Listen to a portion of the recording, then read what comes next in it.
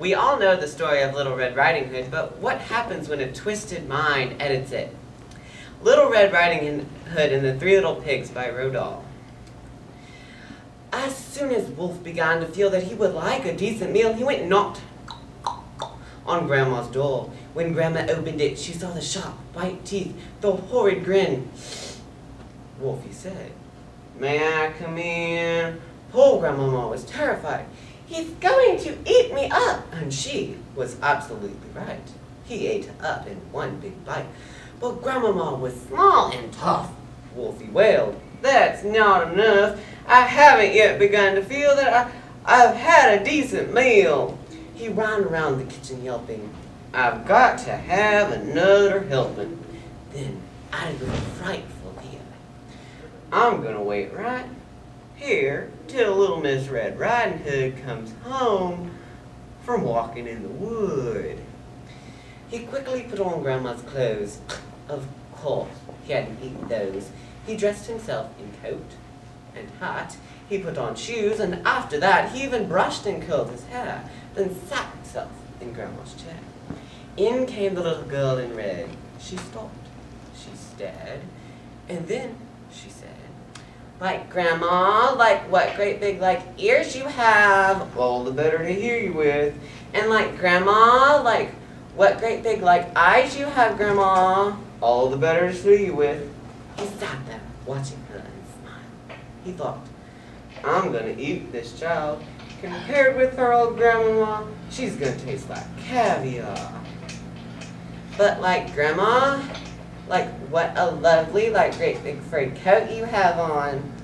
"That's wrong. Have you forgot to tell me what big teeth I've got?" "Oh well, no matter what you say, I'm gonna eat you anyway." The small girl smiles. One eyelid flickers. She whips a pistol from her knickers. She aims it at the creature's head, and bang, bang, bang, she shoots him dead. A few weeks later in the wood I came across Miss Red Riding Hood, but what a change! No cloak of red, no silly hood upon her head.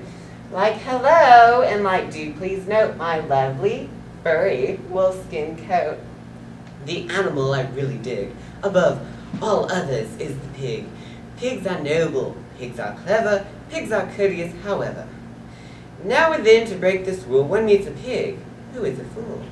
What, for example, would you say if strolling through the woods one day, right there in front of you, you saw a pig who'd built his house of straw? The wolf who saw it licked his lips. "That pig has had his chips. Little pig, let me come in." "No, no, by the head on me, chin, chin, chin." "Then I'll huff, and I'll puff, and I'll blow your house in." The little pig began to bray, but Wolfie blew his house away. "Bacon, pork, and ham, oh, what a lucky wolf I am." And though he ate the pig quite fast, he carefully kept the tail till last. Wolf wandered on a trifle bloated. Surprise, surprise, for he soon noted another little house for pigs, and this one had been built of twigs. Little pig, let me come in." "Not nobody has on my chin, chin, chin." "Then I'll huff, and I'll puff, and I'll blow your house in." "Okay, here we go." He then began to blow and blow. The little pig began to squeal.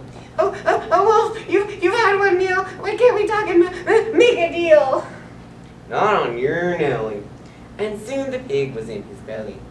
"Two jigsy little pigs, but still I'm not satisfied. I know full well my tummy's bulging, but oh, how I adore indulging." So creeping quietly as a mouse, the wolf approached another house, a house which also had inside a little piggy trying to hide. But this one, piggy number 3, was bright and brainy as could be. No straw for him, no twigs or sticks. This pig had built his house of bricks. "You'll not get me. I'll blow you down. You'll need a lot of puff, and I don't think you've got enough." Wolf puffed and puffed and blew and blew. The house stayed up as good as new. "If I can't blow it down, I'll have to blow it up instead. I'll come back in the dead of night and blow it up with dynamite. You brute! I might have known. Then picking up the telephone, he dialed as quickly as he could the number of Red Riding Hood. Like, hello, like who's speaking, like who? Oh, like, hello, Piggy, like, how do you do? I need your help, Miss Hood. Oh, help me, please. Do you think you could? Like, I'll try, of course. Like, what's on your mind? A wolf! I know you've dealt with wolves before, and now I've got one at my door. Like, my darling pig, like, my sweet, that's like something really up my street. Like, I've just begun to, like, wash my hair, but when it's dry, like, I'll be right there. A short while later, through the wood, came striding brave Miss Red Riding Hood. The wolf stood there, his eyes ablaze and yellowish, like mayonnaise. His teeth were sharp, his gums were raw, and spit was dripping from his jaw. Once more the maiden's eyelid flickers, she draws the pistol from her knickers. Once more she hits the vital spot and kills him with a single shot. Pig peeping through the window stood and yelled, Well done, Miss Red Riding Hood. Ah, Piglet, you must never trust young ladies from the upper crust. For now Miss Red Riding Hood, one notes, not only has 2 wolfskin coats, but when she goes from place to place, she has a pigskin traveling case.